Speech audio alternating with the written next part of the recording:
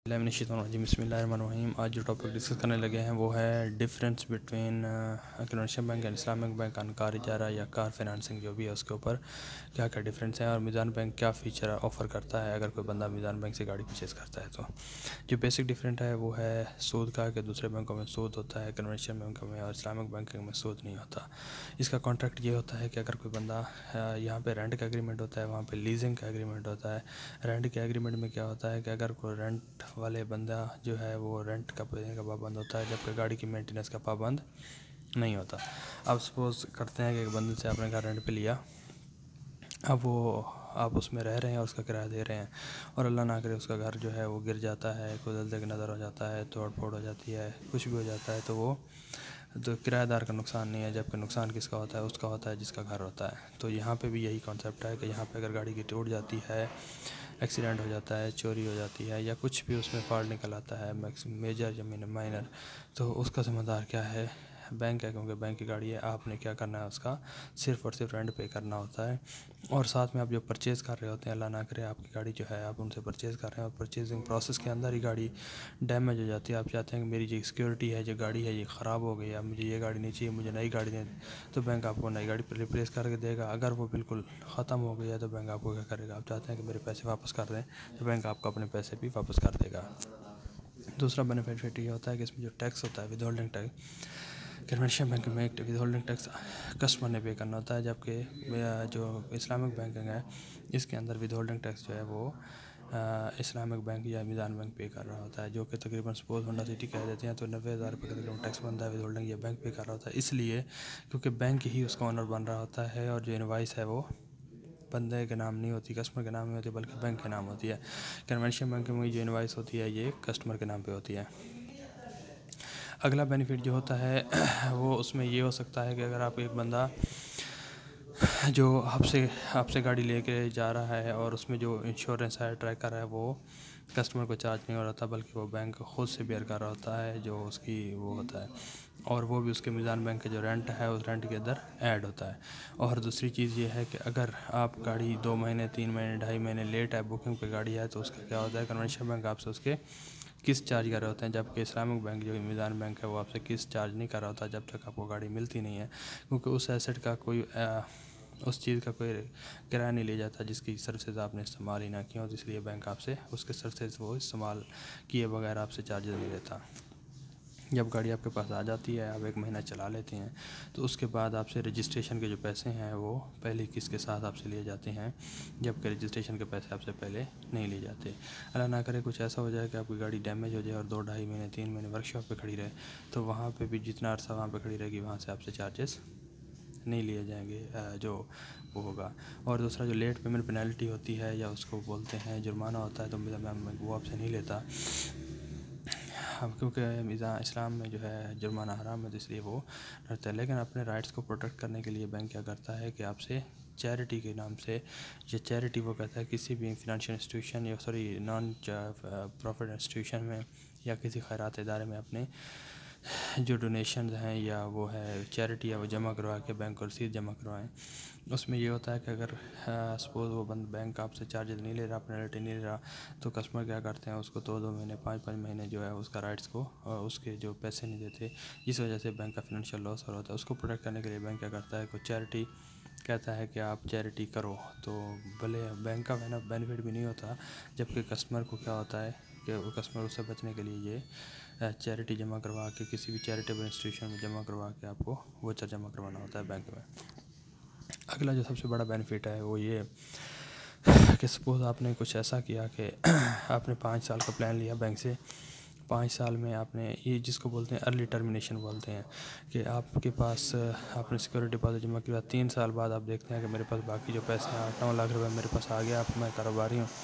तो मैं बजाय किस्त देने के मैं इसको सेटल करवा के जान छुड़वाना चाहता हूँ। तो उसमें बेनिफिट ये होता है कि दूसरे बैंक आपसे जो जितनी किस्त बन रही है, सपोज़ आपकी 15,000 रुपये किस्त है और 2 साल रहते हैं आपके, तो तकरीबन जो अमाउंट बन रही है, सपोज़ वो 5 लाख रुपए महीने बन रही है, टोटल किस्तों के हिसाब से अगर 5 लाख रुपए बन रही है, तो वो 5 लाख प्लस आपसे वो निकाल लेंगे 50-60 हज़ार रुपये जुर्माना भी आपसे काट लेंगे। जबकि जो इस्लामिक बैंक बनता है इसमें ऐसा कुछ नहीं होता। इसमें ये होता है कि आपने सपोज़ 3 साल बाद आप चाहते हैं कि मेरी जो गाड़ी है वो ख़त्म कर दी जाए, तो बैंक क्या करेगा, आपसे जो 2 साल का किराया है वो वापस वो नहीं लेगा, मतलब 2 साल का जो मुनाफा है वो आपको वेव कर देगा, छोड़ देगा, और उसके इंश्योरेंस ट्रैकर के जो पैसे हैं वो भी आपसे छोड़ देगा। और साथ में करे क्या कहा कि जो उसका ओरिजिनल पैसे बचे हुए होंगे, सपोज़ वो 2.5 लाख या 3 लाख रुपए बचे हुए हैं, तो 3 लाख आपसे लेगा, बजाय इसके कि किस्तों का हिसाब से 5 लाख बन रहा है, और तो दूसरा बैंक क्या करेगा, 5 लाख वो भी लेगा, प्लस आपसे जुर्माना भी लेगा। जबकि जो इस्लामिक बैंक में होता है ये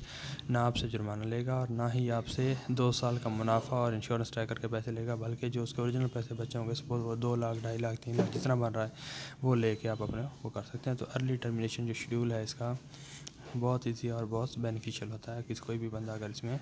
वो करना चाहे, इसको यूज़ करना चाहे।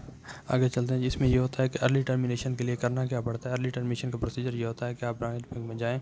मीज़ान बैंक में जाएँ और वहाँ पे जाके एक रिक्वेस्ट दें कि मेरा जो केस है इसको अर्ली टर्मिनेट करेंगे। अगर रिक्वेस्ट नहीं देते, ब्रांच मैनेजर से जाके ईमेल या कोई स्टाफ ऑपरेशंस का मैनेजर से जाके आप ईमेल करवा दें कि जो मेरे फ़लाँ गाड़ी है इसको मुझे अर्ली टर्मिनेशन शेड्यूल दिया जाए। अर्ली टर्मिनेशन शेड्यूल जैसे ही आपको मिलेगा इसमें आपको पैसे लिखे होंगे कि आप इतने पैसे जमा करवा दें तो आपका जो है आपकी गाड़ी क्लियर हो सकती है। तो उस शेड्यूल के मुताबिक आप अपने अकाउंट में पैसे जमा कराएं, वहाँ से पैसे डेबिट हो जाएंगे और तीसरे चौथे दिन आपको एनओसी इशू कर दिया जाएगा और गाड़ी आपकी क्लियर हो जाएगी। इस तरह आपका ये जो प्रोसीजर है ये सारा कंप्लीट हो सकता है। एक और चीज़ यहाँ पे आ जाती है कि जनाब अगर कोई बंदे की गाड़ी एक्सीडेंट कर जाती है तो उसको क्लेम करने का क्या प्रोसीजर है। तो उसके लिए ये होता है कि आपकी गाड़ी अल्लाह ना करे किसी जगह लग गई है तो आपने वहाँ से जो गाड़ी का मौका है या तो वो ज़ाया नहीं करना। अगर मौका ज़ाया हो जाता है, गाड़ी आप कहीं से खींच के ले आते हैं और अपने घर ला के खड़ी कर देते हैं, तो उसको अपने एंड से रिपेयर नहीं करवाना, उसको वहीं पे खड़े रहने देना है। और बैंक में आके आपने एक ईमेल सर्कुलेट करवानी है इंश्योरेंस कंपनी को, जो आपकी रेलिवेंट ब्रांच है, जिस ब्रांच से आपने केस अप्लाई किया है, वहाँ से आगे आपने एक मेल इनिशिएट करवानी है कि ये जो मेरी गाड़ी है फ़लाँ नंबर की, ये एक्सीडेंट हो गया और मुझे इसका क्लेम रिक्वायर्ड है। तो वो क्या करेंगे, क्लेम कंपनी को चला जाएगा, कंपनी का एक कंसल्टेंट होगा वो आपको कॉल करेगा और पूछेगा कि गाड़ी इस टाइम कहाँ पे अवेलेबल है। तो आप जिस जगह पे गाड़ी अवेलेबल है तो वो आपसे लोकेशन लेके आप अपना एक सर्वेयर या एक सर्वे करने वाला बंदा या एक एस्टिमेशन वाला बंदा वहाँ पे भेज देगा, जो कोई एक्सपर्ट होगा, और वो आके आपकी गाड़ी की तस्वीरें लेगा और सारा उसकी एस्टिमेशन करेगा कि इसमें कितना डैमेज हुआ है। वो अपनी रिपोर्ट बना के कंपनी को प्रोवाइड कर देगा। कंपनी क्या करेगी, उस रिपोर्ट की बेस पे आपको कहेगी कि आपने गाड़ी फ़लाँ वर्कशॉप पे ले आए, या आपको नियरेस्ट वर्कशॉप जो भी अवेलेबल होगी आप उस पर कह दें कि मुझे फ़लाँ वर्कशॉप पे अपना काम करवाना है, तो वो उस वर्कशॉप पे अपना काम करवा लें। उसका जो बिल बनेगा वो इंश्योरेंस कंपनी पे कर देगी। अगर डेजिग्नेटेड वर्कशॉप पे जाते हैं, जो इंश्योरेंस कंपनी की डेजिग्नेटेड वर्कशॉप है, तो वहाँ पे बिल भी नहीं बनना और क्लेम भी नहीं करवाना, डायरेक्ट आप वहाँ पे चले जाएँ, आपको गाड़ी ओके होके मिल जाएगी। उसके जितने भी पैसे लगेंगे वो इंश्योरेंस कंपनी पे करेगी या तकाफुल कंपनी पे करेगी। इसमें हमेशा इंश्योरेंस नहीं होती, इसमें तकाफुल होता है, तो तकाफुल कंपनी पे करेगी, आपको उसमें पे करने की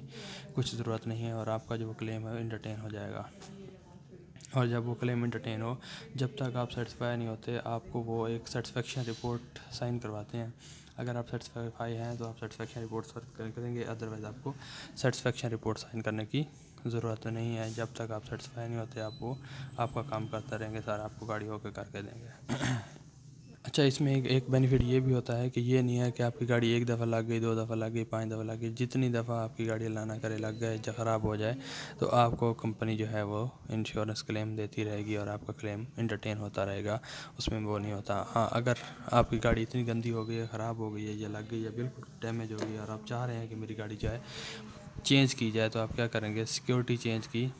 एक रिक्वेस्ट इनिशिएट करवाएंगे ब्रांच में आके, उनको कहेंगे कि जो मेरी जो सिक्योरिटी है, ये सिक्योरिटी एसेट से ये एसेट रिप्लेसमेंट करवा दें, ये जो गाड़ी है मेरी रिप्लेस करवा दें। तो उस रिप्लेसमेंट के लिए क्या करेंगे, वो जो गाड़ी होगी वो आपकी बैंक क्या करेगा, उस डेप्रिसिएशन वैल्यू में या तो आपको पैसे दे देगा, जितने आपके पैसे बने होंगे, या तो आपको पैसे दे देगा या